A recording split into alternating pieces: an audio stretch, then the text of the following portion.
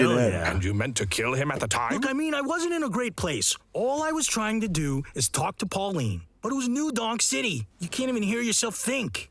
So yeah, I took her to the top of some unfinished buildings, and people took that as kidnapping. I can't help how people interpret things. What? Bro, what are you talking about, man? Some people took it as kidnapping. Why? Like, what is this gaslighting? What is your cause? Please enlighten our audience. What do you want?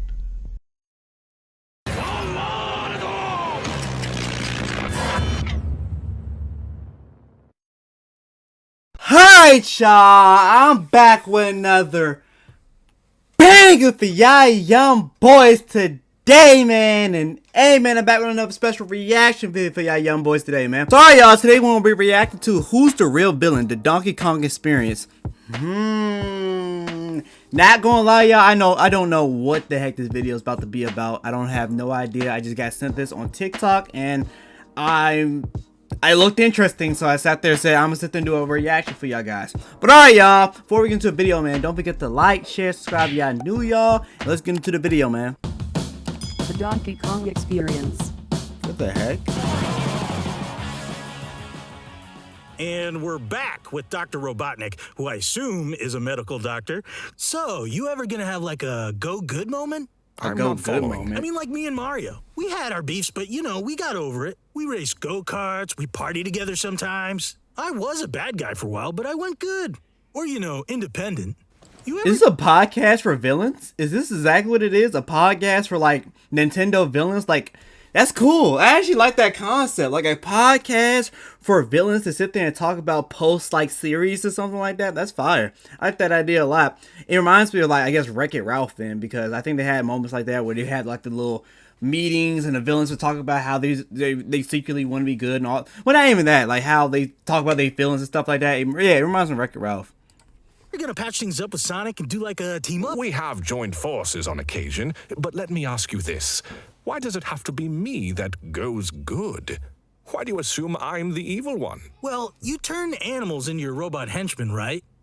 Doesn't seem like the kind of thing you'd do if you're like, you know, lawful good. I see. Right, like you are not good, Dr. Robotnik. He is, and like that picture earlier where you seen Sonic and Eggman, there will never be a day where those two hug or the beef is settled. Because if y'all just realize how evil this dude Dr. Robotnik is, it's insane. Like he's taking people's friends and families and turning them into cyborg monsters and then having them hunt down the rest of their families. Like that is insane. I think he even did that in the art. If you read the Archie comics, he even did that, I think, to Sonic's grandpa or something like that. Like he did it to Sonic grandpa and a bunch of his friends. He had his own grandpa hunting him down. Like, no, this beef is never getting squashed. It's never getting settled. I see why it's up and it's stuck every time they see each other. If I was Sonic, I'll keep spinning back too. Like until Dr. Eggman is done. Like there would never be a day that you can convince me that Dr. Robotnik or Eggman is actually good or anything like that. Simply offer fragile woodland creatures a way to survive their harsh environments. All I ask in exchange for total protection is total subservience. I think that sounds fair, don't you? Okay, no, it don't. don't. What? Did he just try to gaslight us and then sit there and say, oh yeah, I enslave and turn everybody to robots to sit there and do my every beck and whim, but it's not really that bad because guess what? They're robots now, so they can't get cold or be hungry. No, that's not a fair trade. Not a fair trade whatsoever.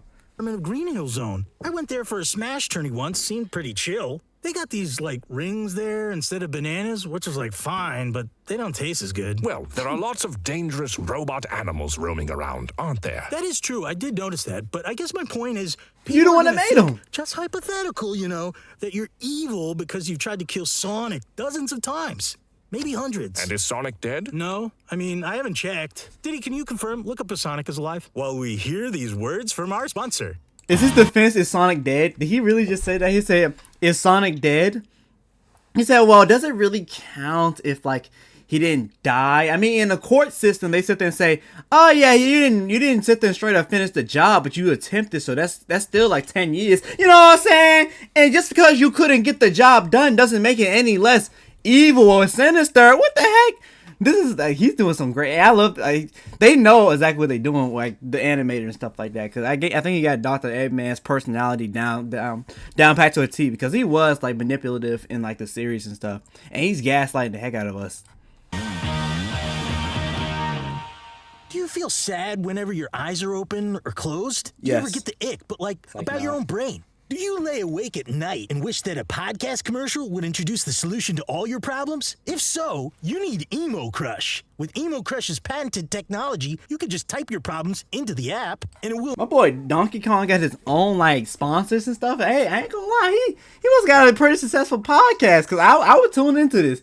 If Donkey Kong actually made his own podcast with a bunch of villains coming on every other week, bro, like, yeah, I mean, I would tune into this. So my boy getting that bad, he getting the bread or the bananas. Get into the bananas, man. will immediately erase the message and give you a sick workout you should do instead of dealing with your stupid feelings. To ensure the complete destruction of your intrusive thoughts, Emo Crush experts will print out all your messages and escort them to the nearest active volcano. Nobody will be able to prove you ever had any fears or insecurities because all natural hot lava doesn't judge, bro. It just cleanses you of secrets. And you know what? Me. This is true. I've been using Emo Crush for years. Every time I think about something negative or like I get a tingle at the back of my skull, I just open the app and it tells me to cram it and get yoked. And I mean, look at me. I never felt better. Good God, he's like crashing out. Alive. See, at most, that's attempted murder. You threw barrels at Mario, right? Yeah. He did do Hell that. yeah. And you meant to kill him at the time? Look, I mean, I wasn't in a great place. All I was trying to do is talk to Pauline. But it was New Donk City. You can't even hear yourself think. So yeah, I took her to the top of some unfinished buildings, and people took that as kidnapping. I can't help how people interpret things. What? Bro, what are you talking about, man? Some people took it as kidnapping. Why? Like, what is this gaslighting? And you wanna know something crazy?